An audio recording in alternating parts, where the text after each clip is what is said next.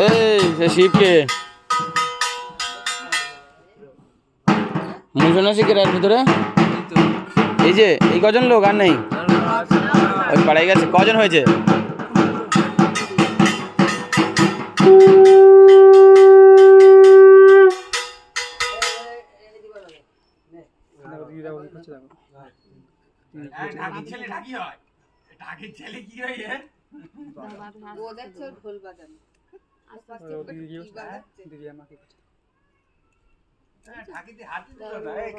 খেলাটা খেলা শেখাবো আজকে ঢাক বাজানি শিখিতে বাড়ি পাঠাবো।